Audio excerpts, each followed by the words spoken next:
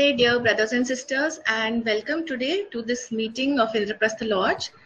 Let us begin with the universal prayer. Please join me for the universal prayer. O hidden life, vibrant in every atom. O hidden light, vibrant in every atom.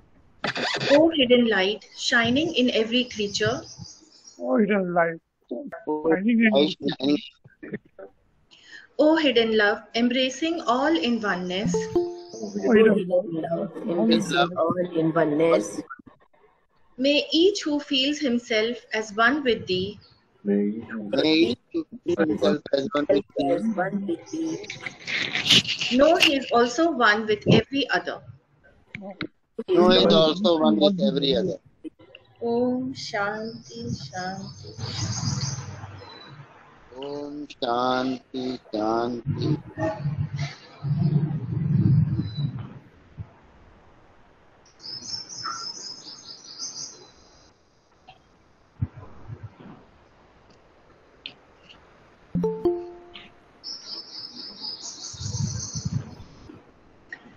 Okay, welcome to all of you. Today we once again have with us Brother U.S. Pandeyji, who will be taking a lecture on the science of morality.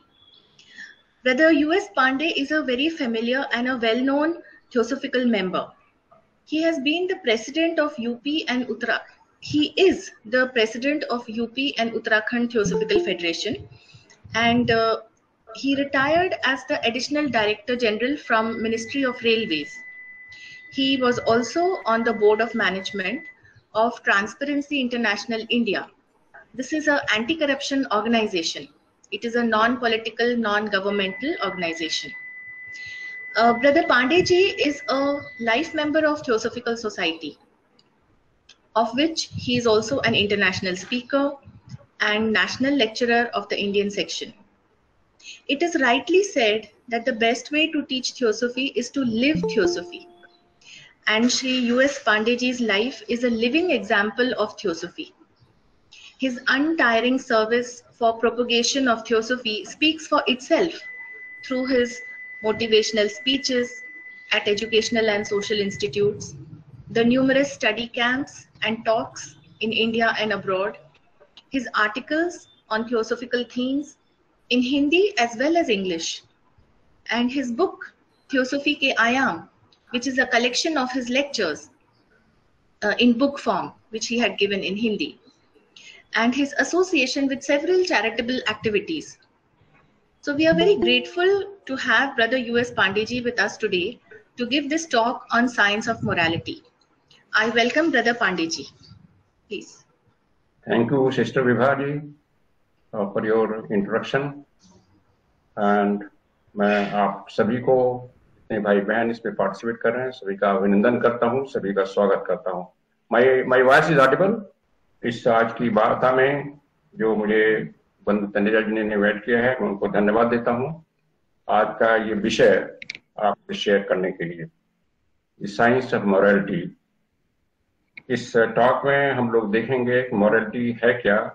Morality अक्सर हम लोग social morality से जोड़ देते हैं, social custom जोड़ देते हैं, but that is morality for certain narrow purpose only. But what is morality and इसका पर्पस क्या है इवोल्यूशन में, एंड अगर हम इसको ट्रांसग्रेस करते हैं तो how the evolution whole affected, and what should be role of man, and how we can develop real morality, real character, whatever is associated with the word morality. So, जैसा सभी चीजों के लिए साइंस है, जैसे हम थियोसफी को science of life कहते हैं, साइंस ऑफ बहुत चीजें हैं, साइंस ऑफ बायोलॉजी है, केमिस्ट्री है, मैथमेटिक्स है, साइकोलॉजी है, all these are sciences. Similarly subtle level पर भी साइंसेस हैं. Science means hypotheses, laws, which are produce certain results. अगर उसको transgress किया जाए, अगर follow किया जाए तो उसके result उस तरह आते हैं. And also that means that हम लोग उसको experiment कर सकते हैं और verify कर सकते हैं. Not everybody, but at least some people can do that. जैसे साइंस में भी जैसे फिजिकल साइंस में भी सभी लोग एक्सपेरिमेंट नहीं करते, बट एटलीस्ट जो साइंस का वो सिद्धांतों को जानते हैं वो एक्सपेरिमेंट करके वेरीफाई कर सकते हैं। सो इसी तरह there is science of conduct, human conduct. ऐसा जैसा हम सभी जानते हैं, जो इवोल्यूशन की विकास की धारा चल रही है उसमें मनुष्य के लेवल पर जब उसको मनस प्रिंसिपल दिया जाता है और फ्री विल दी जाती है तो उसका कंडक्ट उसके हाथ में दे दिया जाता है। नाउ अब वो केवल इंस्टिंक्टिव से नहीं चलेगा, जैसे जानवर एनिमल किंगडम चल रहा था, प्लांट किंगडम चल रहा था, अब उसको फ्रीडम है एंड इसीलिए अब उसको कुछ एक कानून, एक नियम की जरूरत पड़ती है, यूनिवर्सल लॉज की जरूरत पड़ जाती है, जिसको साइंस ऑफ कंडक्ट कहा जाता है। अगर उसका कंडक्ट उस लॉज के अनुसार होगा देन ह्यूमन इवोल्यूशन का पर्पस वो सिद्ध करेगा और पूरे इवोल्यूशन में योगदान देगा, अदरवाइज वो अपने इवोल्यूशन को बाधित करेगा। सो इस उसी तरह से है साइंस ऑफ कंडक्ट, जैसे साइंस ऑफ बायोलॉजी है, साइंस ऑफ एस्ट्रोनॉमी है, साइंस ऑफ साइकोलॉजी है। इसी तरह जो कंडक्ट के लॉज हैं उतने ही निश्चित हैं और परिवर्तन विहीन हैं जैसे सभी नेचर के लॉज। जो साइंस ऑफ बायोलॉजी है, साइंस ऑफ साइकोलॉजी है, वो तो चेंज होते रहते हैं डिपेंडिंग ऑन मॉडर्न रिसर्चेस। जो साइंस ऑफ जो अल्टीमेट साइंस ऑफ कंडक्ट है, अल्टीमेट साइंस ऑफ मॉरलिटी है, that doesn't change, that remains ever from the beginning of the human race on this planet to the its perfection level, और that applies to all. तो ये जो laws हैं इनको discover किया गया, जैसे और भी लॉज डिस्कवर हुए, और उनको एक कोऑर्डिनेटेड प्रिंसिपल्स, एक वैल्यूज, कार्य क्या वैल्यूज क्या है उसके रूप में वर्णित किया गया हमारे धर्मशास्त्र में, हमारे शिक्षकों द्वारा। और पर्पस था कि जिससे मनुष्य के विकास का जो लक्ष्य है वो हैप्पीनेस में है, उसका कल्याण हो, और इंडिविजुअल लाइफ का भी और रेस का भी और सारी पूरी सृष्टि का उसके साथ विकास हो। क्योंकि ह्यूमन जो है एट ह्यूमन लेवल, हमारा जो एक्शन है, हमारा जो कार्य है, चाहे वो विचार लेवल पर हो चाहे फिजिकल लेवल पर हो, वो केवल हमें ही प्रभावित नहीं करता, सभी को प्रभावित करता है, not only human being but others also. ये साइंस ऑफ मोरालिटी है, साइंस ऑफ मोरालिटी को एथिक्स नाम दिया जाता है, हालांकि हिंदी शब्द में एथिक्स और मोरालिटी को दोनों को नैतिकता कहा दिया जाता है। Science of morality is ethics and practice of ethics is morality. So हम लोग जब देखें एथिक्स और मोरालिटी के शाब्दिक अर्थ क्या है अंग्रेजी में, जो एथिक्स का डेफिनेशन है, एथिक्स जो है ग्रीक वर्ड एथोस से बना है, ethos, EATHOS। What is ethics? ये वर्ड इथोस से बना है ग्रीक वर्ड से, उसका मतलब है custom, usage, character. Standard definition of ethical have been described as the science of the ideal human character, science of the ideal human character। जो आदर्श मानव चरित्र होना चाहिए वो एथिक्स है। आदर्श का माने आदर्श उसी पैमाने से जाएगा कि जिससे हम यूनिवर्सल इवोल्यूशन में योगदान दे सकें, यूनिवर्सल हैप्पीनेस क्रिएट कर सकें। और जो मॉरल वर्ड है वो लैटिन वर्ड मोस, MOS या मॉरिस से डिराइव किया गया है, जिसका मतलब है custom, habit, way of life, conduct. Typically उसको कहते हैं कि what is good and what is right and what is wrong. Discrimination with right and wrong is morality, and जो उसका प्रैक्टिस किया जाता है science of ideal character, human character is ethics, and science of morality is ethics and practice of ethics is morality। तो इस तरह जो science of morality है और एथिक्स है, राइट कंडक्ट है, वो हमें जो है सभी के साथ जो संबंध हैं, जैसे हर हम इंटरडिपेंडेंट हैं, इंटरकनेक्टेड हैं, तो संबंध हैं, संबंध को हम तोड़ नहीं सकते, खत्म नहीं कर सकते, लेकिन उस संबंध को हार्मोनियस या डिसहार्मोनियस बनाना मनुष्य के हाथ में है। तो उस संबंधों को हार्मोनियस, समता मिलाना, अलग अलग व्यक्तियों के बीच में, समूहों के बीच में, राष्ट्रों के बीच में, और संपूर्ण जो किंगडम चलना है, यूलेशन सबके बीच में समता मिलाना, ये इसका पर्पज है। केवल और ये अक्सर जो हम देखें कि इस समय जो मेजॉरिटी मनुष्य हैं वो इस तरह का व्यवहार कभी कभी नहीं करते हैं और उसी से तमाम प्रॉब्लम होती है इंडिविजुअल लेवल पर, फैमिली में, सोसाइटी में, राष्ट्र में। बड़े बड़े जो लोग हैं वो भी इसको ट्रांसफर करते हैं, चाहे वो राजनीति हो, चाहे प्रोफेसर हो, चाहे साइंटिस्ट हो, और इसलिए प्रॉब्लम होती है। केवल हम इसके ऑब्जर्वेशन से, इसके ज्ञान से, इसको फॉलो करने से ही जो इसका जो परमानेंट पर्पज है, एक healthy and happy society and healthy and happy individual can be experienced. Morality जो है अगर उसको ना जाना जाए या डिसरिगार्ड किया जाए तो जैसे हमने बताया कि फ्रिक्शन डेवलप होगा इनोवेटिवली। लॉ है, लॉ,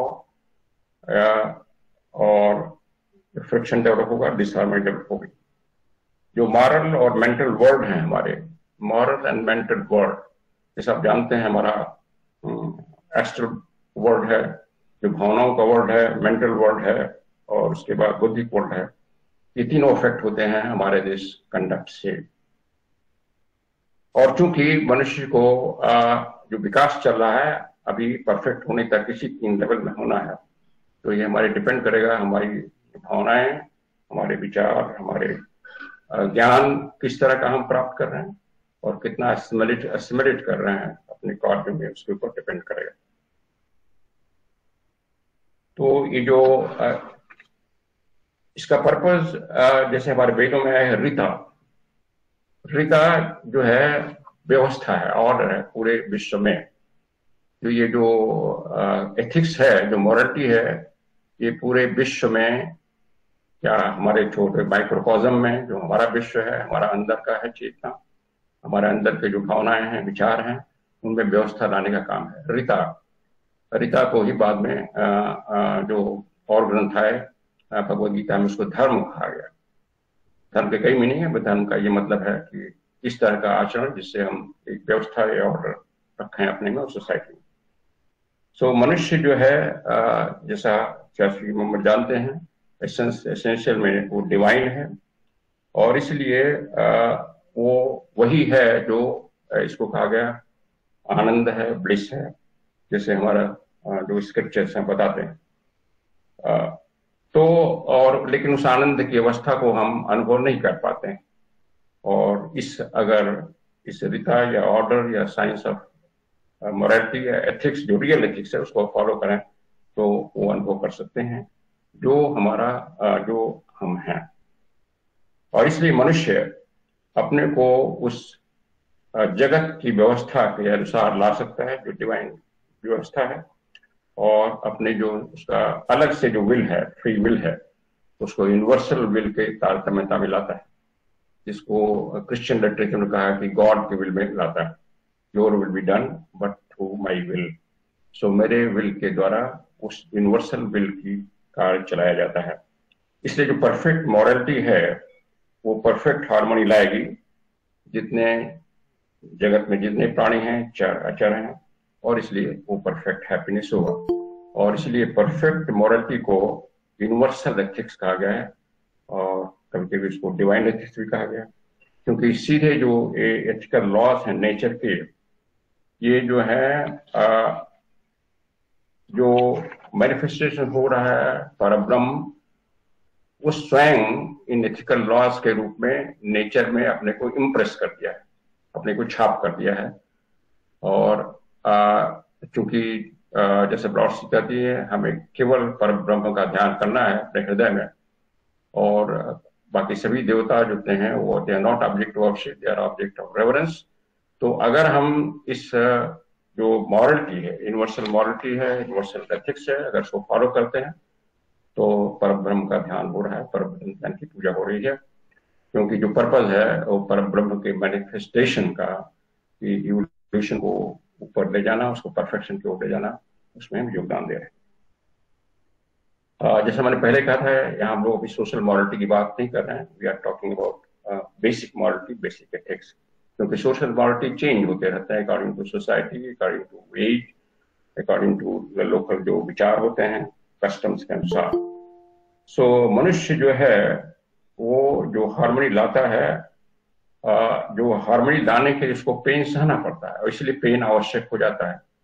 जैसे जब हमारा कोई चीज फ्रैक्चर हो जाता है और उसमें बैंडेज लगता है, तो बैंडेज के बाद डॉक्टर एडवाइस करते हैं आप उसको एक्सरसाइज करिए, तो हम हाथ ऊपर उठाते हैं, ये करते हैं, उससे बहुत ज्यादा पेन होता है, लेकिन उस पेन को बर्दाश्त करना पड़ता है, तभी हाथ का जो ज्वाइंट है, जो डिसऑर्डर हो गया था, वो व्यवस्था में आता है।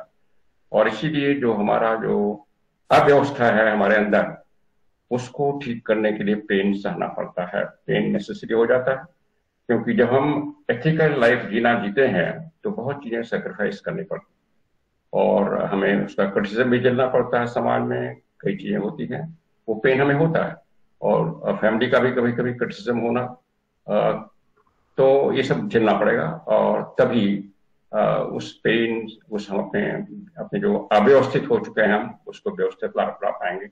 ये बड़ा सुंदर एग्जाम्पल दिया है। तो इस तरह से जो पेन जरूरी होता है चीज लाने में। इनफैक्ट एनी बेसेंट यह कहती हैं कि जो हमारे पेनफुल एक्सपीरियंस होते हैं पिछले जन्म में, वही जन्म में हमारे कॉन्शियंस में परिवर्तित होते हैं। अगर हमने कोई गलत काम किया है, सभी से गलत काम हो जाता है, उसका हमें कुछ पेन हुआ है, चाहे उसकी सजा हुई हो देश के कानून के अनुसार, या खुद हमें पश्चाताप हुआ हो कभी, तो हमारे कॉन्शियस में बदल जाता है, और जो कॉन्शियस में आएगा तो फिर जैसे हम वो काम करने को कभी इच्छा होती है, मन होता है आकर्षण में फंस के, तो तुरंत हमारा कॉन्शियस उसको हमें रेस्ट्रिक्ट करता है, हमें रोकता है, और हम उसको बच जाते हैं रिपीट करने से। तो जो रिडक्शन जो डिजायर्स हैं, इसमें इंपॉर्टेंट हो जाता है, पेन होता है। जैसे मान लीजिए हमारी डिजायर है तमाम चीज गलत सलत तरीके से ये करना, प्राप्त करना, वो प्राप्त करना, जैसे करप्शन व्याप्त है, ट्रांसपेरेंसी इंट्रेंस की बात की, तो इस तरह से जो उसमें पेन होता है, और जब उसको हम एथिकल जीवन जाते हैं और उसको थोड़ा सा कंट्रोल करना चाहते हैं, तो उसको झेलना पड़ता है।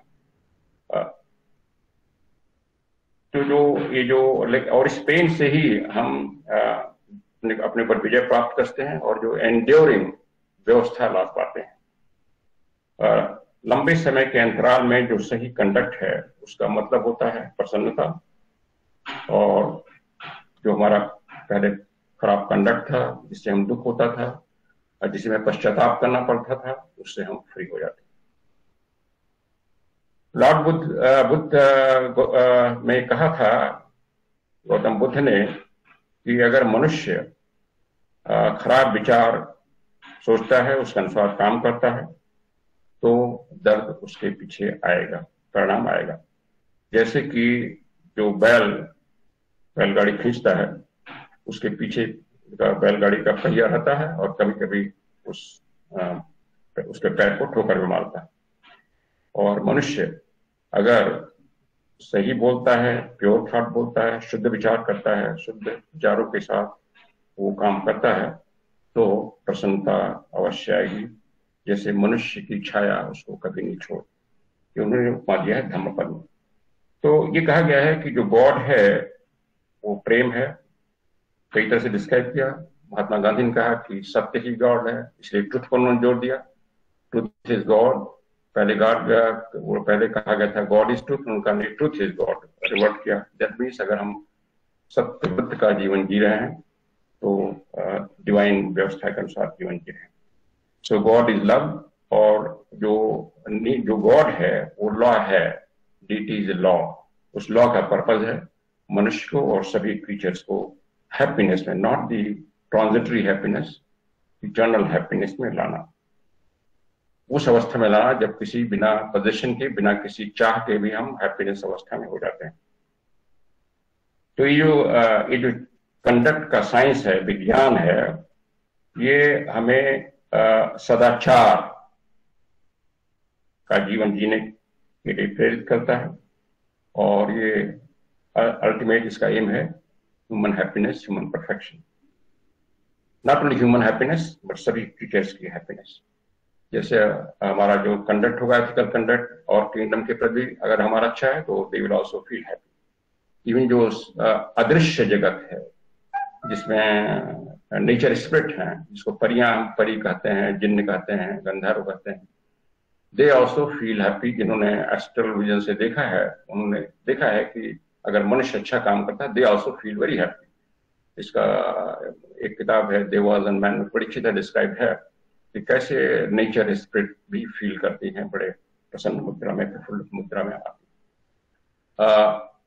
इनफैक्ट लॉर्डसी कहती हैं कि जब कोई हम अच्छा काम करते हैं तब पूरी प्रकृति झूम जाती है, जिस लेवल का अच्छा काम करते हैं, ये एथिकल काम करते हैं। इसी को एक और अलंकारिक भाषा में वाइस ऑफ साइलेंस कहा गया है। जब मनुष्य अरहत लेवल पहुंचता है तो पूरी प्रकृति संगीतमय हो जाती है, तो हम स्वर निकलने पड़ते हैं।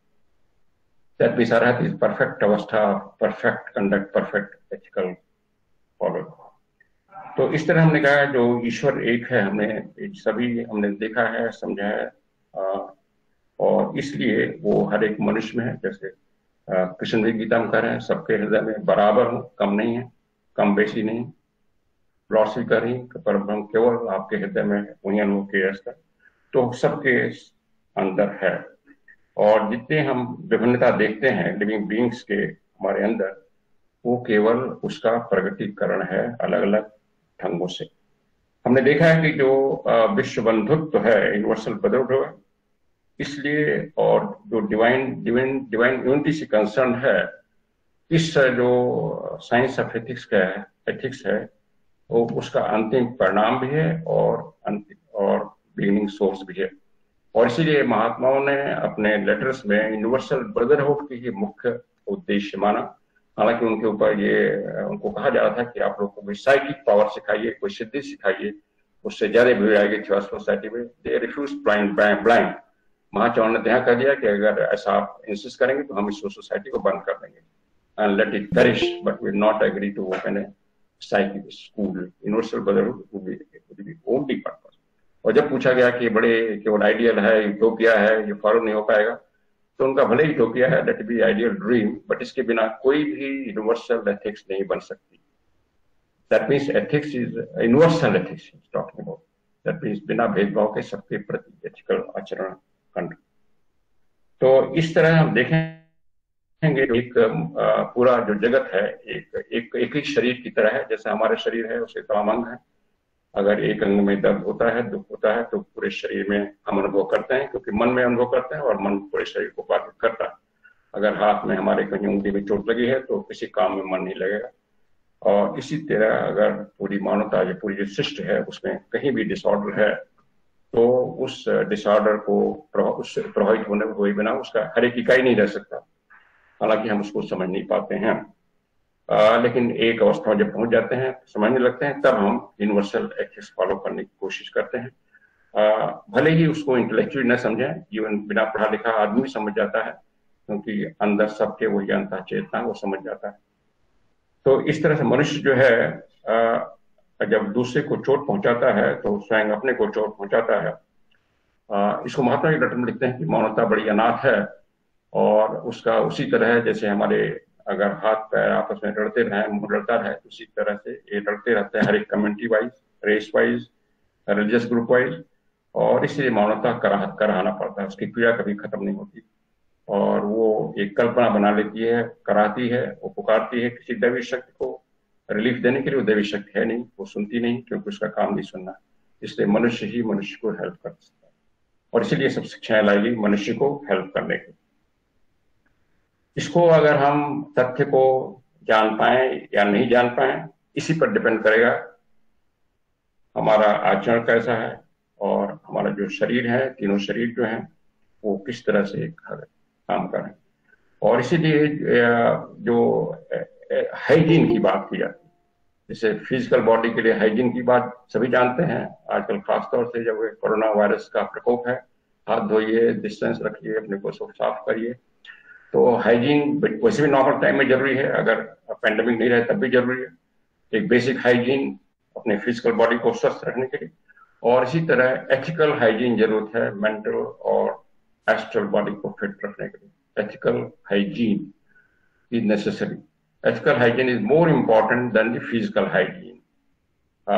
फिजिकल हाइजीन में हम थोड़ा सा कोई एक आध दिन नहीं नहाए तो काम चल सकता है, हमारे काम नहीं रुकेगा, हमारा विकास नहीं रुकेगा, लेकिन एथिकल हाइजीन जो है अगर हम उसको कभी भी उसको गंदगी आ जाती है तो हमारा विकास रुक जाता है।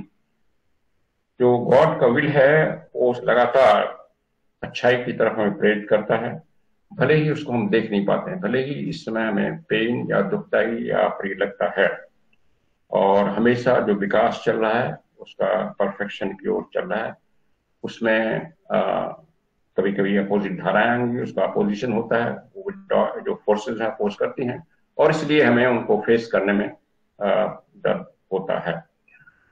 और इसीलिए अगर आप देखें, अपने कहानियों को देखें, जो परफेक्ट आइडियल फॉलो करने की कोशिश करते हैं उनके जीवन बहुत परेशानियां आती हैं। महात्मा गांधी के जीवन में कितने आई, राजा हरिश्चंद्र का हमने कहानी सुना है, उन्हीं से प्रेरणा लिया था महात्मा गांधी ने, तो राजा हरिश्चंद्र के जीवन में कितने आई उसको आती हैं, और कुछ उसमें टेस्ट करते हैं, हायर पावर उनकी परीक्षा देते हैं किस लेवल पर वो जा सकते हैं सत्य व्रत का, और इसलिए सत्य व्रत को आदर्श माना गया, राजाओं के लिए भी कहा गया सत्य व्रत। इस जनक का एग्जाम्पल दिया जाता है, वो हमेशा सत्य व्रत को फॉलो करता है। जो सत्य व्रत होता है वही परब्रह्म को जान सकता है, वही स्वयं अपने को जान सकता है, और इसलिए गांधी ने कहा कि सत्य, ट्रुथ ही सभी का बेसिस है, ट्रुथ ही गॉड। तो जो विल है, जो सही करना और अपने साथ शांत में रहना, वही ईश्वर के साथ शांत में रहना, सही काम करना ही ईश्वर की पूजा हो जाती है, नेचर के साथ रहना हो जाता है। जैसा ब्लॉसी कहते हैं कि नेचर के साथ कोऑपरेट करिए और नेचर फिर अपना रहस्य आपके सामने खोल दे।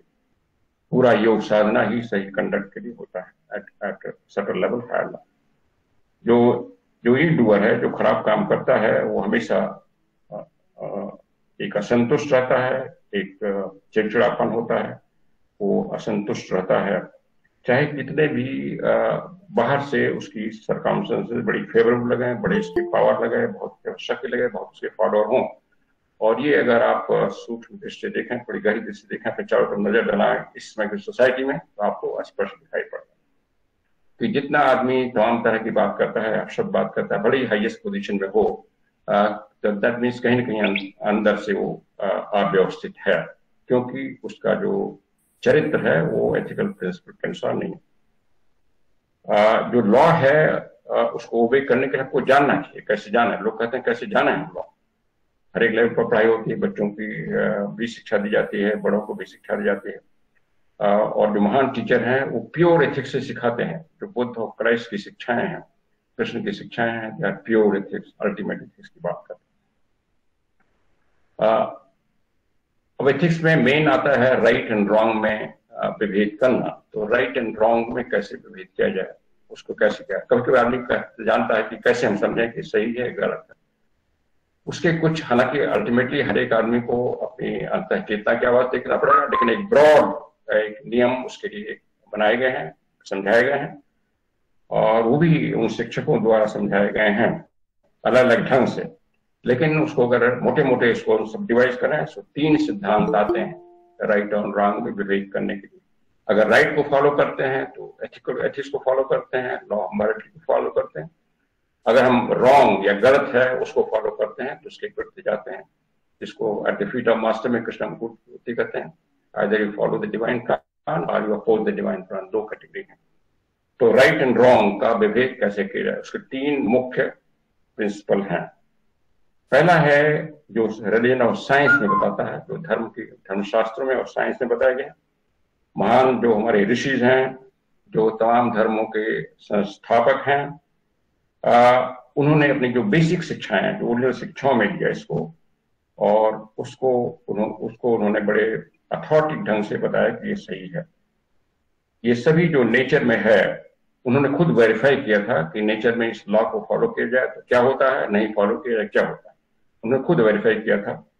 जैसे हमारे मास्टर कहते हैं कि जो सेजेस हैं, जो महान ऋषि हैं, हर एक धर्म के किसी भी ऋषि के जो हों, ये generations of Rishi have verified this truths, और उसको जो सही पाया है वही मनुष्य के सामने उठाने की कोशिश करते हैं। समझ सो ये जो जो और उससे पहला दिया गया रीजन, तर्क बुद्धि मनुष्य को दी। आप तर्क लगाइए, समझिए।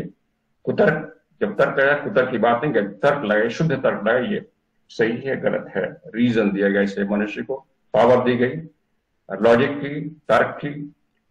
और इसीलिए आज जो इसमें हम जिस स्टेट में हैं, जब भावना काफी डोमिनेट कर रही है, कॉम मनस डोमिनेट कर रहा है, बार बार बात की जाती है का भावना से हट करके तर्क में आइए, हर एक चीज को तर्क बुद्धि से समझिए, केवल भावना में मत बह जाइए किसी ने कुछ कर दिया। तो reason is the first thing, logic is using of logic. और वही प्रैक्टिकल ऑर्गेनिज्म का पहला स्टेप हो जाता है कि हम भावना को कंट्रोल करें और लॉजिक से सब कुछ समझने की कोशिश करें, अपने कस्टम्स को, अपनी प्रथाओं को, अपने विचार को, सही है या गलत है।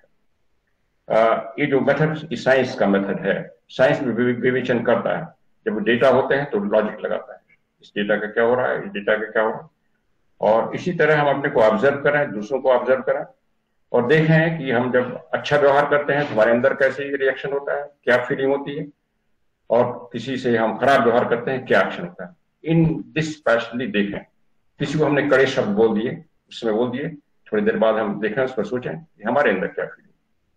किसी को हमने उस कड़ा शब्द के बाद कह दिया कि सॉरी भाई हमने ऐसा आपको बोल दिया, उसके बाद देखें क्या फीलिंग होती है, अपने अंदर क्या फील होती है, किसी को बताने की जरूरत नहीं है। हम समझ जाएंगे कि जहां पर हम लॉ का उल्लंघन कर रहे हैं, एक अननेसेसरी कड़े शब्द होना, तो अननेसेसरी कड़े शब्द, कभी कभी कड़े शब्द की जरूरत होती है बट वो हृदय से ना हो। अननेसेसरी जब बोल देते हैं तो एकदम विचलित हो जाता है हमारा। तो इसको हम खुद ऑब्जर्व करते हैं, जैसे साइंटिस्ट ऑब्जर्व कर सकते हैं। जब हम किसी से झूठ बोलते हैं, इवन अपने परिवार में आदमी झूठ बोलता है, पत्नी पति से झूठ बोल देगी, पत्नी झूठ बोल देगा, बच्चों से झूठ बोल देंगे, उसको बाद थोड़ी बार आप देखिए कि अपने अंदर क्या महसूस हो रहा है, कैसा फील कर रहा है, थोड़ा सा विचार करिए। आई विल फील कि उसे एक गलत, एक अनकंफर्टेबल फीलिंग आपके अंदर आएगी अगर आप सेंसिटिव हो गए। सो ये जो नियम है ये डिस्कवर किए गए, प्रूव किए गए, और इसको एक बड़े ही अथॉरिटी ढंग से इन एक्सपर्ट्स ने, इन सेजेस ने रखा। जैसे बड़े बड़े साइंटिस्ट नियम को ऑब्जर्व करते हैं, मान ली लॉ ऑफ ग्रेविटी है और या लॉ ऑफ बॉयंसी है, उसको उन्होंने ऑब्जर्व किया और फिर मनुष्य के सामने लाए, उसको खुद एग्जामिन करके। जैसे आर्किमिडीज ने देखा कि जो पानी में जाता है उसका बॉडी हल्का हो जाता है, कई बार उसने कोशिश किया, बाहर निकला और देखा हल्का हो जाता है, then he propounded the theory of buoyancy, displacement. And इसी तरह ग्रेविटेशन का लॉ जो है, रिलेटिविटी का लॉ, आइंस्टीन ने खुद ऑब्जर्व किया और फिर दुनिया के सामने उसको लाया। इसलिए क्वांटम मैकेनिक्स के जो लॉ आ रहे हैं उसको भी ऑब्जर्व, एक्सपेरिमेंटेशन किया जा रहा है, किया गया है, और फिर वो लॉज मनुष्य के सामने लाए जाते हैं। इसलिए जो एथिकल लॉज हैं, they have been tested and verified by those teachers, by those great sages, और इसीलिए उस लॉ को हमारे सामने और लाए। और हम में से हर एक को ये कैपेसिटी हम डेवलप करते हैं, उसको स्वयं वेरीफाई कर सकते हैं, टेस्ट कर सकते हैं एट सर्टेन लेवल। और जब तक हमें वो कैपेसिटी नहीं आती तब तक जैसे हम साइंस का नियम मानते हैं, अगर न्यूटन ने कह दिया है कि ग्रेविटी है, फॉलो करता है, हम उसको फॉलो करते हैं, भले ही हम एक्सपेरिमेंट नहीं कर पा रहे। इसी तरह जो एथिकल लॉज हैं, जब तक हम स्वयं एक्सपेरिमेंट करने की क्षमता नहीं है तब तक उसको माने तो अच्छा रहेगा। तो और बाद में जब चाहें उसको वेरीफाई कर सकते हैं।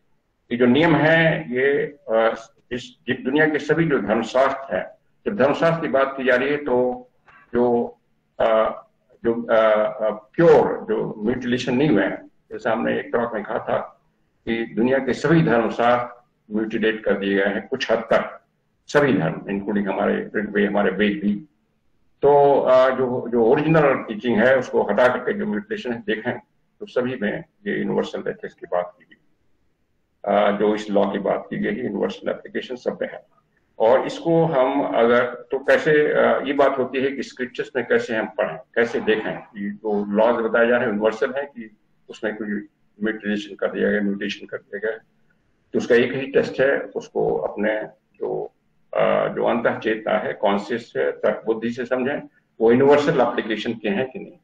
अगर यूनिवर्सल एप्लीकेशन के हैं तो वो ठीक है, अगर उसमें कुछ लोकल चीज भ्रांत कोई लोकल चीज आ गई है तो हम समझ सकते हैं इसका एक कॉमन सेंस एक स्टेज में डेवलप हो गया तो उसको हम छोड़ा। ये साइंस का प्रिंसिपल है, साइंस के प्रिंसिपल से समझें राइट और रॉन्ग। दूसरा तरीका है इंट्यूशन, जो हमें इनिशियल स्टेज में कॉन्शियस के रूप में प्रकट। कॉन्शियस इंट्यूशन थोड़ा फर्क है। कॉन्शियस जो है एक पर्सनल चीज होती है। जैसे कहा गया कि पहले हमने गलत काम किया था, उसका हमें कॉन्शियस के रूप में आता है, हमें रोकता है, एक पर्सनल होता है। कॉन्शियस अलग अलग होगी, लेकिन जब हम कॉन्शियस को फॉलो करते हैं, अंतः आवाज, उसको अंतः चेतना की आवाज, अंतरात्मा की आवाज कहना ठीक ही रहेगा। अंतरात्मा की आवाज हायर लेवल को भी इंट्यूशन, इसको अंतर मन की आवाज कहना ठीक होगा, कॉन्शियस की। जब हम अंतर मन की आवाज कॉन्शियस को फॉलो करते हैं, अक्सर हम लोग उसको ओवरलुक करते हैं। अगर हम फॉलो करते हैं तो फिर इंट्यूशन डेवलप होता है, फिर हमें पॉजिटिव डायरेक्शन मिलती है, सही मिलती है। और जो इंट्यूशन लेवल पर पहुंचता है, जरा पहुंच जाता है, वो समझ जाता है राइट और रॉन्ग क्या, बिना तर्क बुद्धि लगाए। अब उसको लॉजिक की आवश्यकता नहीं पड़ती है। इनिशियली में लॉजिक की आवश्यकता पड़ेगी, देखना पड़ेगा स्क्रिप्चर्स क्या कर रहे हैं, और बाद में फिर उसकी आवश्यकता नहीं पड़ती जब हम इंट्यूशन लेवल पर जाए, स्वतः आपको मालूम जाए क्या सही है क्या गलत। दूसरा लेवल है, तीसरा तरीका है, तीसरा प्रिंसिपल है, जिसको हम उपयोगितावाद का नाम देते हैं या यूटिलिटेरियनिज्म का नाम देते हैं। उपयोगितावाद, greatest good of greatest number. जो हम निर्णय ले रहे हैं, जो काम करने जा रहे हैं, जहां और लोग प्रभावित हो रहे हैं, उसमें अधिकतम लोगों का अधिकतम संख्या में अधिकतम भलाई हो, वो काम सही है। अगर नहीं हो रहा है, गलत है। अगर किसी का नुकसान हो रहा है, गलत है। जब अधिकतम नंबर की बात करें तो उसमें माइनॉरिटीज जाएंगे। हर एक देश में माइनॉरिटीज हैं, हमारे यहाँ अमेरिका में है, सब जगह है।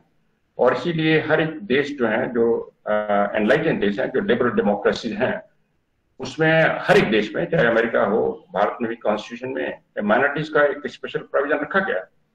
क्योंकि ये ह्यूमन टेंडेंसी है कि जो मेजॉरिटी है वो माइनॉरिटीज को कभी कभी सबजुगेट करती है। जैसे अमेरिका में भी ब्लैक्स को व्हाइट लोगों ने काफी दबाया था, उसको दास की तरह रखा था। बाद में अब्राहम लिंकन आए तो उन्होंने कानून बनाया, उनको लिबरेट किया, तो कानून बना। और इसी तरह जितने कंट्रीज हैं, सब में जो माइनॉरिटीज के प्रोटेक्शन के रूल बनाए गए हैं, चाहे वो रिलीजियस माइनॉरिटी हो, रेशियल माइनॉरिटी हो, लिंग्विस्टिक माइनॉरिटी हो, कल्चरल माइनॉरिटी हो, उसका पर्पज है वो एथिकल लॉज के अनुसार है, क्योंकि greatest good of greatest number के लिए है, जिससे उनका एक्सप्लॉयटेशन न कर सके। इसलिए चाइल्ड और वुमेन के राइट के लॉ बने, क्योंकि चाइल्ड और वुमेन भी एक माइनॉरिटी ग्रुप में माने गए पैट्रियार्कल सोसाइटी में, तो खासतौर से वुमेन, उसके लिए लॉ बनाए गए। चाइल्ड को बनाया गया, चाइल्ड लेबर के लॉ बनाया गया। ये सब उस एथिकल जो साइंस है उसके तारतम्यता में आते हैं कॉन्स्टिट्यूशन में। सो ये जो तीन तरीके हैं, इसका अगर ये तीन तरीकों से जो शिक्षा है वह धर्म शास्त्रों में फिट होती है, तब वो सही है। तीन शिक्षाओं पर खरा उतरती है तो सही है, अगर नहीं है तो गलत। और थर्ड इज वेरी इंपॉर्टेंट, तो उपयोगितावाद है, greatest good of greatest being. इसमें ग्रेटेस्ट नंबर, इसमें महात्मा गांधी ने इसी में एक छोटा सा एक तरह से सब तरीका, एक उप तरीका जोड़ा कि जब कोई निर्णय लेना हो आपको, तो ये देखिए कि समाज का जो सबसे नीचे का इकाई है, सबसे वीक इकाई है, उसको नुकसान हो रहा है, फायदा हो रहा है, then you take that policy decision. सबसे वीकर सेक्शन जो सोसाइटी में, हर एक सोसाइटी में वीकर सेक्शन है और जो संपन्न सेक्शन है, तो अगर वीकर सेक्शन का नुकसान हो रहा है तो लॉस नहीं। तो ये जो तीन तरीके हैं, ये जो है ये बेसिक ट्रुथ बताते हैं। साइंस का तरीका, साइंस और रिलीजन का तरीका, हमारे कॉन्शियस इंट्यूशन का एप्लीकेशन का तरीका, और तीसरा ये विचार कि अधिकतम संख्या का अधिकतम फायदा हो, अच्छा हो।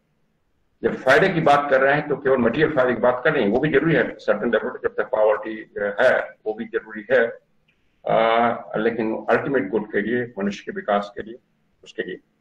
सो इन तीनों को जो तरीके हैं, इसी को फॉलो करना ही जो जीवन के एकत्व को समझना है, लाइफ, यूनिटी ऑफ लाइफ की बात की जाती है।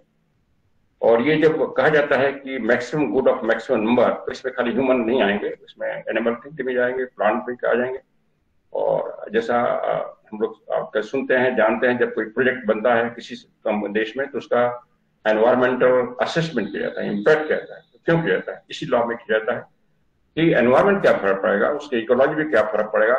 अगर एडवर्स फर्क पड़ेगा तो भले ही उस प्रोजेक्ट से इतना पैसा हो, इतना धन उत्पन्न हो, लेकिन इकोलॉजिकल जो डैमेज होगा, अगर उसको एक तरह से कॉस्ट बेनिफिट एनालिसिस की जाती है और इकोलॉजिकल डैमेज का कॉस्ट जाती है, तो उसको छोड़ा जाता है, उसको सैंक्शन नहीं देता है, अप्रूवल नहीं दिया जाता है।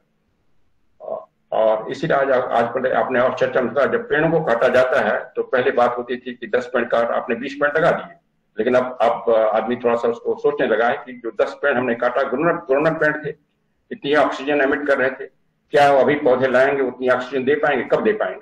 सो उस ऑक्सीजन की कॉस्ट कितनी है, उसकी कॉस्ट कितनी है जो अभी हमें डिप्राइव हो जाएंगे, और फिर वो प्रोजेक्ट का क्या फायदा होगा? अब कॉस्ट बेनिफिट वो लाया जा रहा है, धीरे धीरे आदमी की चेतना बढ़ रही है। ये हम एग्जाम्पल दे रहे हैं कि कैसे एक उस लॉ में, यूनिवर्सल एथिक्स में धीरे धीरे मनुष्य की सोच अब जा रही है। हालांकि शुरू में उसको हम एक ऑब्स्ट्रक्शन मान लेते हैं, जैसे जो बार बार डेवलपमेंट की बात करते हैं वो कहते हैं ये सब ऑब्स्ट्रक्शन किए जा रहे हैं और ये सब बातें होती हैं, बट अल्टीमेटली एक बैलेंस हमें उसमें बनाना पड़ता है। जो एक जीवन है, ये तीनों लॉज को फॉलो करने से ही हम एक जीवन, यूनिटी ऑफ लाइफ को रियलाइज करते हैं और ये समझते हैं कि हर एक में वो एक जीवन है जो सभी का फायदा करने के लिए प्रकट हो रहा है, और जब तक सभी का फायदा नहीं होगा तब तक वो एक जीवन का जो पर्पस है विकास का, वो सर नहीं होगा। और वही जो मॉरलिटी है, इथिक्स है, जो यूनिवर्सल गुड दे सकती है, और इसीलिए universal brotherhood he universal good they सकती है। इसीलिए यूनिवर्सल ब्रदरहुड को एम्फेसाइज किया गया था पर टीचिंग में। महात्मा जी कहते हैं जैसे that can be only basis of the universal ethics। तो यूनिटी ऑफ लाइफ का जो सिद्धांत है, जो इसको समझना एथिकल जीवन जीना है, और हर एक मॉरल परसेप्शन जो है उसमें जो यूनिवर्सल प्रेम आ जाता है, गॉड का रियलाइजेशन आ जाता है। और इसलिए जो कई शिक्षक आते हैं एक लेवल पर केवल एथिक्स की बात करते हैं। बुद्ध ने एथिक्स की बात किया, प्योर एथिक्स की बात किया, उन्होंने बाकी फिलॉसफी की बात नहीं किया, खास तौर से थेरावादा टीचिंग में।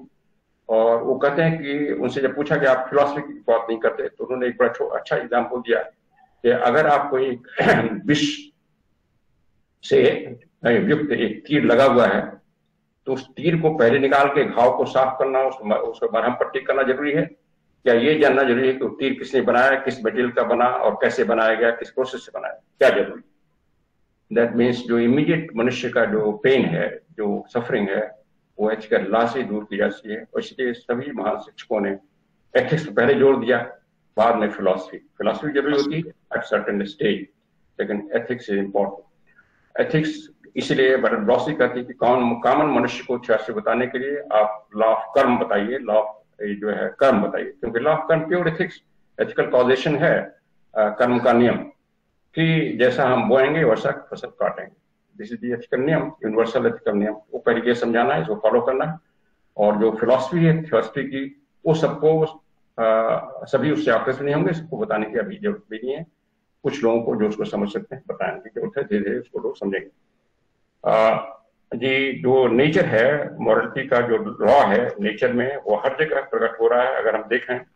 और इस तरह से जो राइट एंड रॉन्ग का विवेचन हम कर सकते हैं, और उस पर जो यूनिवर्सल वैलेंसी है, संयोजन है, इस नियम से उसको प्रकट कर सकते हैं।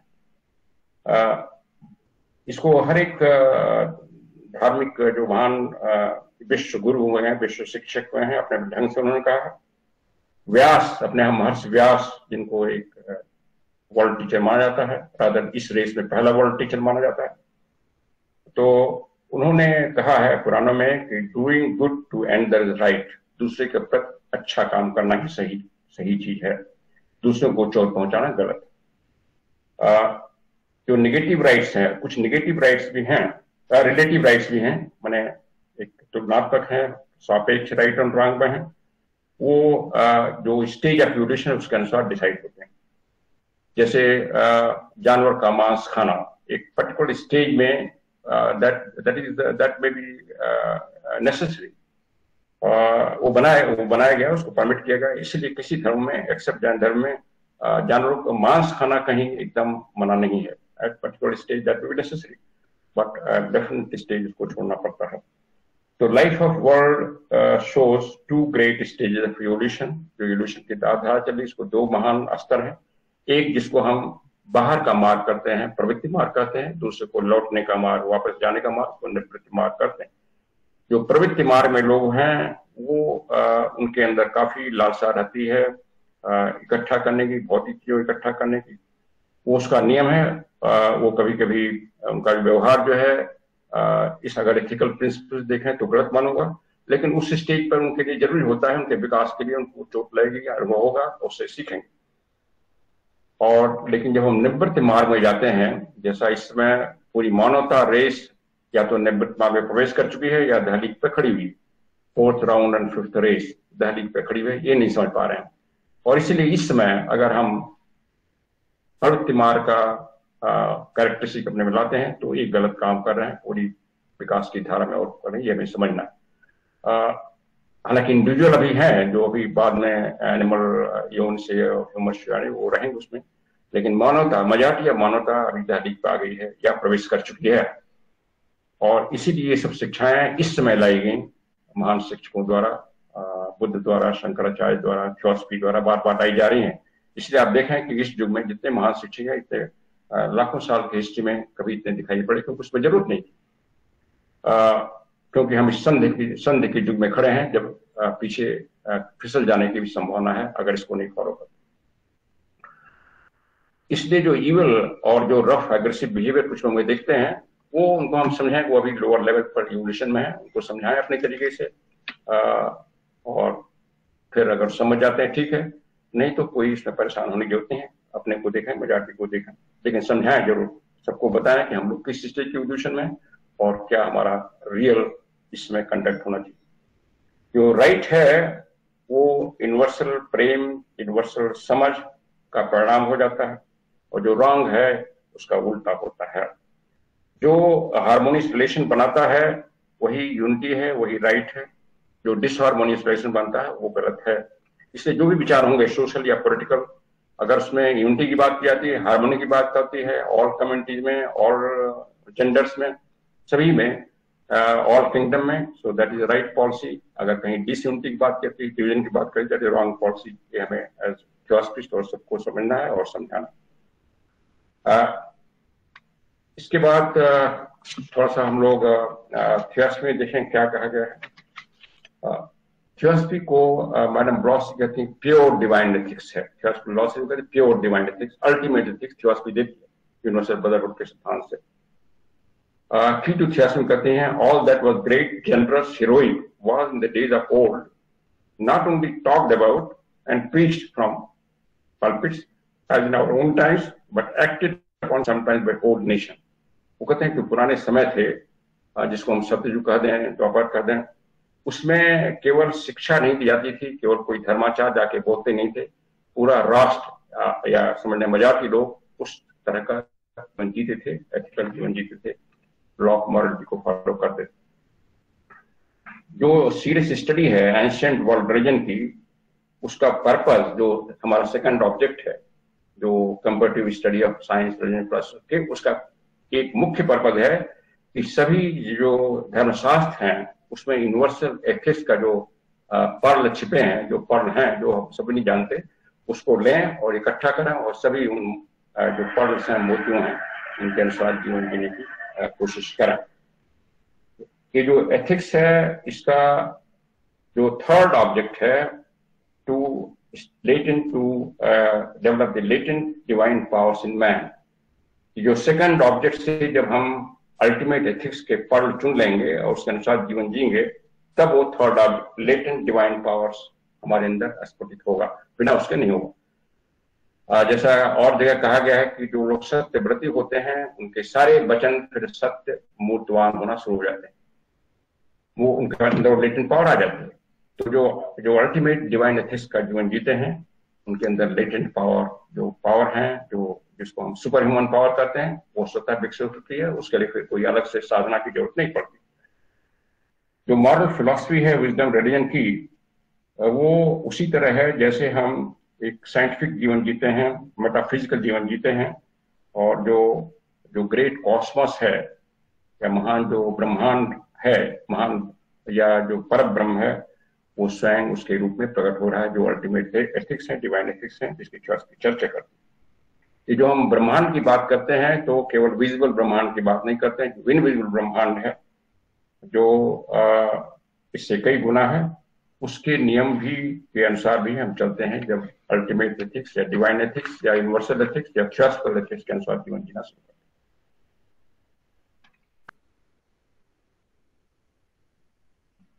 फिलोसफिकल जो आइडियाज हैं और एथिकल अल्टीमेट्स माने चरम एथिक्स, यही बेसिस हैं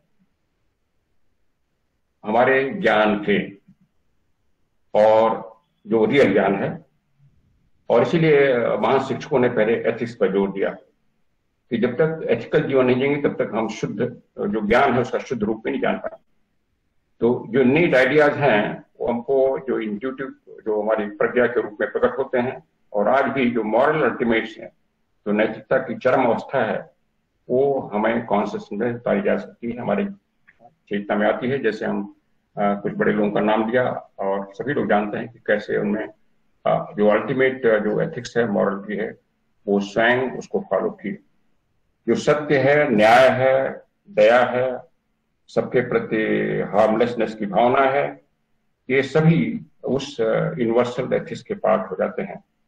जो पैशनेट माइंड है वो कभी कोई बहस करता है, आर्गू करता है उनके ऊपर, उसकी किताबें लिखता है, लेकिन जो मनुष्य का हृदय है उसको समझता है। इवन बिना पढ़ा लिखा आदमी भी इसके वैल्यू को समझता है, और क्योंकि वो डिवाइन वर्चूज सब में इंप्रेस करके भेजी हैं। हर एक मोनाइड में डिवाइन वर्चू ऑलरेडी इंप्रेस हैं, वो सॉफ्टवेयर ऑलरेडी इसमें डाल दिया गया है, केवल उसको प्रकट करना है हार्डवेयर के थ्रू। तो डिवाइन वर्चूज इंप्रेस्ड हैं, ये मॉरल प्रिंसिपल्स हैं। और ये जो एथिक्स हैं ये मुश्किल लगते हैं प्रैक्टिस करने में, क्योंकि उसका हम कॉस्मिक काउंटर पार्ट नहीं समझ पाते हैं, वो समझ नहीं पाते उसका कारण क्या है, क्यों बेसिस बनाया गया। यूनिवर्स हम ये नहीं समझ पाते हैं पूरा यूनिवर्स मॉरल है, पूरा यूनिवर्स एथिकल लॉ के अनुसार चल रहा है, और इसीलिए पूरा यूनिवर्स है, जस्ट है, मर्सीफुल है और हार्मलेस है। हालांकि कभी कभी हमें पीड़ा होती है, जैसे आजकल पैंडेमिक है, हम बड़ा दुख महसूस कर रहे हैं, लेकिन ये भी उसी यूनिवर्सल हार्मोनी के लिए लाई जा रही है, जिसको कुछ लोग समझ पा रहे हैं, अभी सब लोग नहीं समझ पा रहे। Pepper plant will not give birth to, अगर हम मिर्च का बीज बोएंगे तो उस पौधे से गुलाब नहीं उत्पन्न होगा, और जो ये हमें समझना है।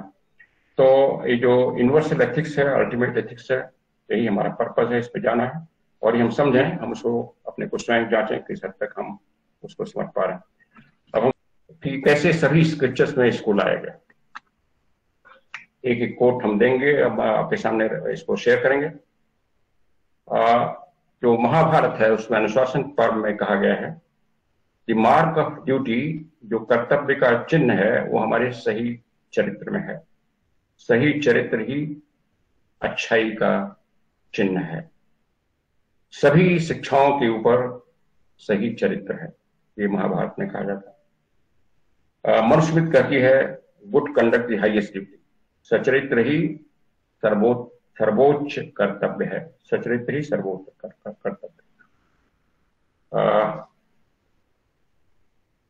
ईशा उपनिषद कहता है, he who sees all being in the self and the self in all beings, he shrinketh away from none. जो सभी में अपने को देखता है, अपने को सभी देखता है, वो किसी से अपने को विकर्षण नहीं महसूस करता है, वही सचरित्र का जीवन जीना होता है। इसी तरह उपनिषदों में है, गीता में है। अब पारसी धर्म को देखें,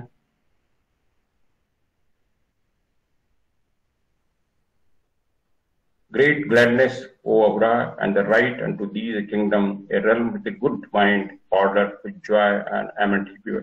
ये कहा गया हे अवरा, अवरा मन ईश्वर को नाम अवरा है और मजा, मुझे एक राइट कंडक्ट का जीवन जीने की प्रेरणा दीजिए, जिससे मैं सभी का भला कर सकूं।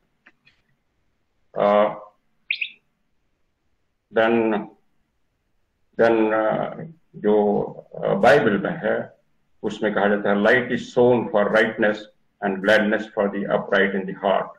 जो प्रकाश है, जैसे जो ज्ञान है, सही ज्ञान है, वो केवल इसलिए है कि सही जीवन जिए, सचरित्रता का जीवन जिए, और जिससे हम अपने हृदय में प्रसन्न हो और दूसरे का हृदय भी प्रसन्न हो। बुद्धिज्म में जैसा हमने बताया बहुत ही इसका इम्फेसिस है, so long as the brethren shall excite themselves in the sevenfold higher wisdom, 7 तरह के हायर विजडम बताए गए, अर्थात मेंटल एक्टिविटी वो भी सही होना चाहिए, सर्च आफ्टर ट्रूथ, जो एनर्जी है, जॉय है, पीस है, अर्नेस्ट कंटेम्पलेशन है, इक्वानिमिटी है, माइंड है, जिसको 8 फोल्ड पाथ में बुद्ध लाते हैं, सम्यक विचार, सम्यक जीविका, वो सब चीजें, उसी के अनुसार जीवन जीना ही स्वयं अपना भलाई करना और मानवता की भलाई करना है। देन क्रिश्चियन, पहले वो हिब्रू का दिया था ओल्ड टेस्टमेंट से, अब क्रिश्चियन में आता है जो न्यू टेस्टमेंट है। बेस्ड और they blessed are they which do hunger and thirst after righteousness, वो लोग सही हैं, वो लोग आशीर्वाद प्राप्त हैं जो सही जीवन की चाह करते हैं, सचरित्र जीवन की चाह करते हैं और सचरित्र जीवन जीते हैं। इस्लाम कहता है very God bids you to justice and good, ईश्वर आपको कहता है कि आप न्याय और सचरित्रता के जीवन जिएं और सभी के प्रति न्याय करें, सभी के प्रति सचरित्र हों। तो ये सब सभी धर्मों से एक एक कोट लाया गया ये दिखाने के लिए कि सभी धर्मों में जो मूल चीज है इससे यूनिवर्सल एथिक्स पे की बात कर। धन्यवाद। इसके साथ मैं अपनी इस वार्ता को यहीं पर खत्म करता हूँ और इसके बाद आप में से कोई कमेंट करना चाहे, कोई ऐड करना चाहे। Thank you brother US Pandey ji, आपने ये जो इतना बहुत ही डिटेल्ड और इतना इंस्पिरेशनल जो लेक्चर दिया है, तो before I open the session for question answers, I would like to summarise this the points जो आपने कवर की हैं। इसमें आपने सर्वप्रथम कहा है कि साइंस ऑफ मोरालिटी जो है वो साइंस ऑफ कंडक्ट है और वो अनचेंजेबल है। ये सोशल मोरालिटी की तरह नहीं है जो समय और लोगों के अनुसार बदलती है, बल्कि ये यूनिवर्सल एथिक्स है और इसका पर्पस है हार्मनी लाना। ये जो यूनिवर्स में मल्टीप्लिसिटी या विविधता है उसमें हार्मनी लाना, वही उसका पर्पस है। और अगर वह नहीं रियलाइज होती है तब हमें फ्रिक्शन और डिसहार्मनी या डिस्कॉर्ड ये हमें देखने को मिलती है। और इस मोरालिटी का जो आधार है, यूनिवर्सल एथिक्स का जो आधार है, वह है रीता। रीता हमारे वेदों में बतलाई गई है जो कि ऑर्डर ऑफ यूनिवर्स या व्यवस्था है। तो एथिकल लिविंग के लिए हमें बहुत से पेन्स को सहना पड़ता है, सैक्रिफाइस करना पड़ता है, लेकिन अंत में ये सदाचार ही है जो हमें इस हैप्पीनेस की तरफ ले जाता है। ना केवल जो दृश्यमान जगत है, not only in the visible universe but also in invisible universe, जो फेरीज, एलिमेंटल्स और जो भी इनविजिबल हैं वो भी खुश होते हैं। दूसरा इंपॉर्टेंट पॉइंट जो कवर किया आपने, यूनिवर्सल ब्रदरहुड का। मास्टर्स मानते हैं कि यूनिवर्सल ब्रदरहुड एक आइडियल है, यूनिवर्सल आइडियल है, लेकिन केवल यही आइडियल हमें यूनिवर्सल एथिक्स की ओर ले जा सकता है, नॉट साइकिक पावर्स। और ह्यूमैनिटी को ऑर्फन ह्यूमैनिटी कहा है क्योंकि केवल मनुष्य ही मनुष्य की हेल्प कर सकता है। Only man can help by his moral living, by his ethical living. तो जिस प्रकार ये हमारी फिजिकल बॉडी के लिए फिजिकल हाइजीन आवश्यक है, वैसे ही हमारी जो सूक्ष्म बॉडीज हैं, एस्ट्रल और मेंटल, उनके लिए ये एथिकल हाइजीन ये बहुत आवश्यक है। राइट लिविंग, जो हम एथिकल लिविंग करते हैं, वही बेसिकली हमारी योग साधना है। अब इसमें दो इंपॉर्टेंट क्वेश्चंस पांडे जी ने कवर किए हैं। How to know universal ethics क्या है, उनको हम कैसे जाने, और दूसरा क्वेश्चन था how to practise them, how to live these ethics. तो पहले क्वेश्चन में हाउ टू नो, उसमें 3 पॉइंट्स हैं या देयर आर 3 मेथड्स। पहला मेथड ये है जो हमें अथॉरिटी द्वारा पता है, यानी जो हमारे ऋषिज हैं, सेजेस हैं, ये बेसिकली एक अनब्रोकन लाइन ऑफ जनरेशंस हैं जिन्होंने अपने एक्सपेरिमेंट से और स्वयं के एक्सपीरियंस से ये लॉज और टीचिंग्स दी हैं। तो उनकी टीचिंग्स हमें बताती हैं क्या एथिकल है।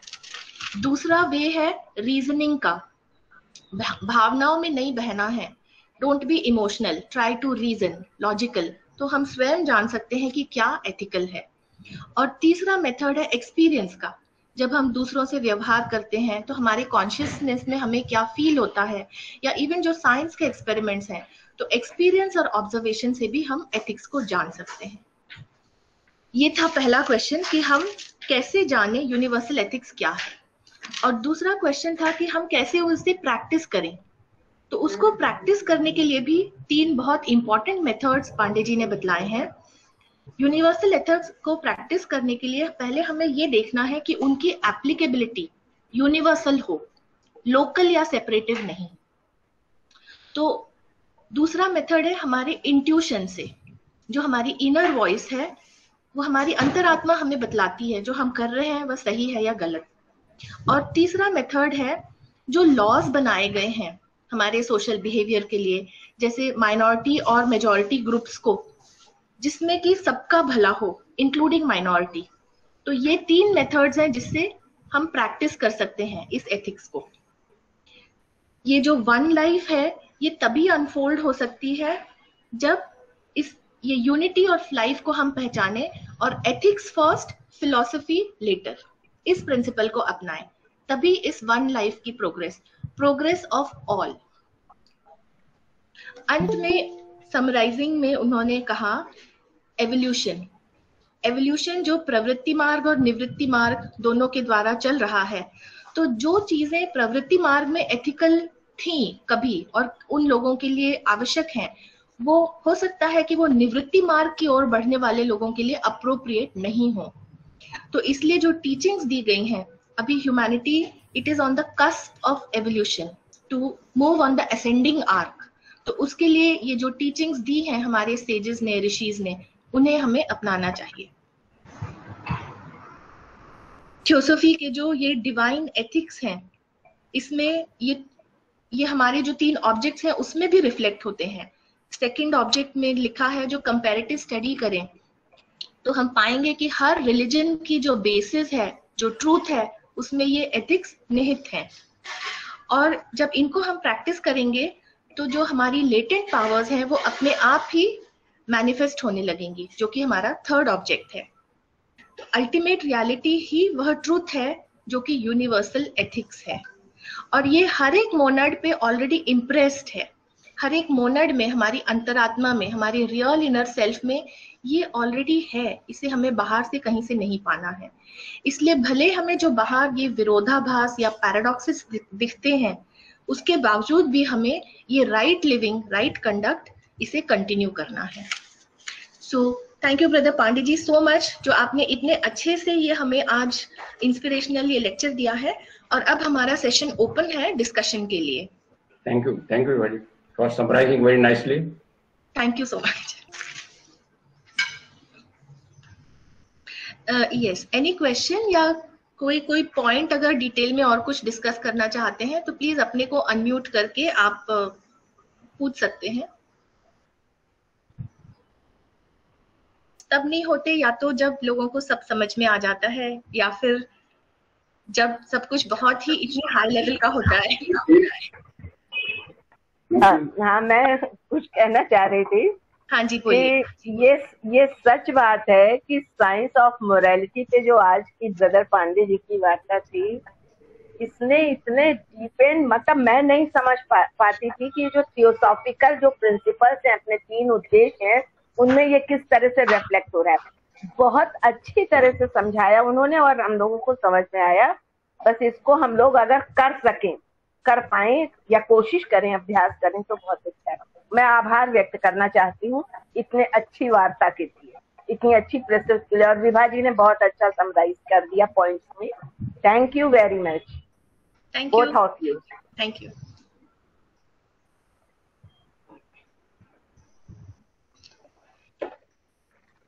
इसमें कोई ना समझने वाली चीज नहीं, समझ में आ गया है। हाँ, ब्रदर पांडे जी। जी हाँ, आपका भाषण तो बहुत ही स्पष्ट था और विभा जी ने उसका समराइजेशन इस तरह से किया कि जो कंफ्यूजन रहा वो पूरी तरह से निकल गया। इसके लिए दोनों को मैं धन्यवाद देता हूँ। Thank you. सर, एक क्वेश्चन और आ रहा था, इसी से रिलेटेड है कि हमको हार्मनी बना के रखने के लिए आपने बोला भी था कि उसके लिए कुछ पेन सहना पड़ता है, हार्मनी मेंटेनेंस के लिए भी। तो मुझे लगता है कि ये वही बात है कि हम हार्मनी बनाए रखने के लिए, सामंजस्यता बनाए रखने के लिए हम कितना सहन कर सकते हैं। मान लीजिए किसी की कोई ऐसी बातें भी हैं तो हम उनको सहन करेंगे। नहीं, देखिए इसमें सहन करना इज नॉट हार्मनी। गलत चीज को सहन करना is harmony, is not harmony. वो दैट इज कावर्डिस में आ जाता है। इसको जो पिक अपनी किताब कहते हैं, असर्टिवनेस होना चाहिए आपको, हार्मनी, असर्टिवनेस हार्मनी। अगर कोई गलत चीज हम समझ रहे हैं तो उसको सौम्य तरीके से बताएंगे भाई ये गलत है, लेकिन हम इसको, हाँ, okay, that is harmony. But aggressive ना हो जाए, उसको ऑप्शन बोलना सुनना शुरू कर दें और कि तुम गलत हो, तुम क्या हो, वो तो असर्टिव अपने को रहना चाहिए। सही में गलत चीजों को टॉलरेट करना इज नॉट हार्मनी, तो आपको कर्मफल में काम देगी आपको। और इसलिए और सभी शिक्षाएं कहती हैं, बुद्ध और गांधी भी कहते हैं कि अगर लॉ अनजस्ट है, यू हैव टू डिसओबे। आपको याद होगा, आप जो ट्रम्प के अभी जो आया था अमेरिका में, ट्रम्प क्वेश्चन कर रहे थे इलेक्शन को, and finally he said even army वालों को इन्वॉल्व करना चाहते हैं, army refuse, no we can not interfere in this election result. तो थोड़ी दूसरे कंट्री के आर्मी चीफ होता शायद वो उनको मदद करता, बट दे रिफ्यूज। गांधी ने सत्याग्रह लॉ को तोड़ा, शॉर्ट लॉ को तोड़ा। नाम माना जाएगा लॉ को तोड़ना तो गलत है, पर गांधी से नहीं इमोरल है, आप शॉर्ट पर लॉ लगाते हैं इमोरल है। सो ये कहा गया है कि अनजस्ट लॉज को ब्रेक करना is morality, but unjust law को करने की क्षमता होनी चाहिए आपको, नहीं सभी लॉज को अनजस्ट समझने। और इसीलिए जो सोशल प्रोटेस्ट होते हैं, सब होते हैं, they are also part of this harmony creation.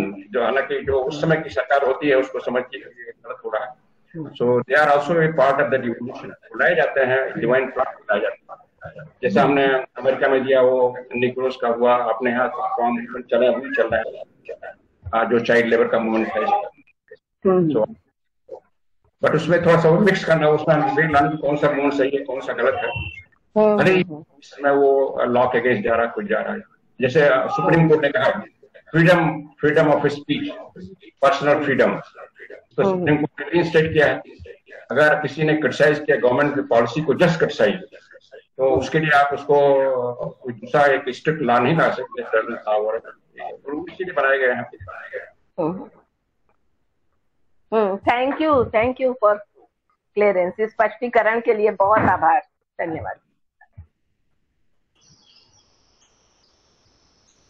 So thank you everybody. अब समय भी हो रहा है, अगर तनेजा जी आपकी अनुमति हो तो मीटिंग कंक्लूड करें। मैं जरा इंटरफियर करूंगा, 1 मिनट लूंगा। बहुत बहुत धन्यवाद पांडे जी, आपने बहुत ही अच्छी थॉट प्रोवोकिंग और हाईली इल्यूमिनेटिंग टॉक दी आज। और दूसरी बात मैं विभा जी का भी बहुत आभार प्रकट करना चाहूंगा फॉर दिस एक्सेलेंट कैंपेन, और साथ ही सभी लोगों ने जिन्होंने 40 से 50 के करीब सदस्य जो आज जुड़े और शांतिपूर्वक सुना, जिनके बिना ये सभा शायद इतनी सक्सेस नहीं हो सकती, उनका भी आभार प्रकट करता हूँ। और एक मैं सूचना देना चाहूंगा कि अगले सप्ताह brother SBR Mishra ji evolution of soul and earth and moon पर अपने विचार प्रकट करेंगे इसी समय, कल अगले रविवार 4 जुलाई को। इसके साथ ही मैं विभा जी को आगे की कार्रवाई को देता हूँ। धन्यवाद।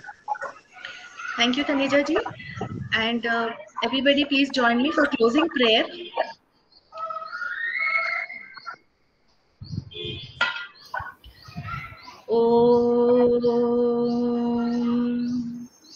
असतो मा सद्गमय, असतो मा सद्गमय, तमसो मा ज्योतिर्गमय, तमसो मा ज्योतिर्गमय, मृत्योर्मा अमृतंगमय। ओम सर्वेषां स्वस्तिर्भवतु, सर्वेषां स्वस्तिर्भवतु, सर्वेषां शान्तिर्भवतु, सर्वेषां शान्तिर्भवतु, सर्वेषां पूर्णं भवतु,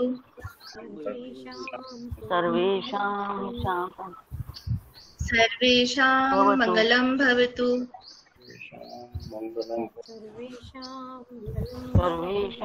लोकाः समस्ताः सुखिनो भवन्तु,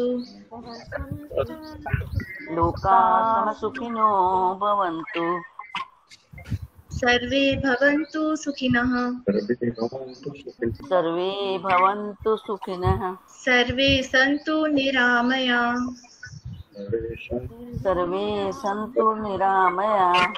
सर्वे भद्राणि पश्यन्तु,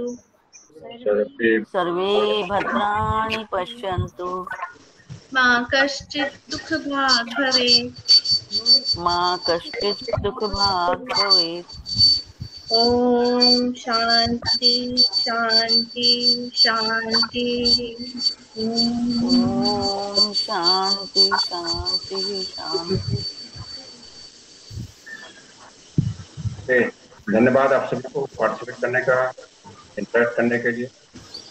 thank you all for your thank you बहुत बहुत धन्यवाद सबों का, बहुत बहुत धन्यवाद पांडे जी का, थैंक यू विभा जी आपका भी।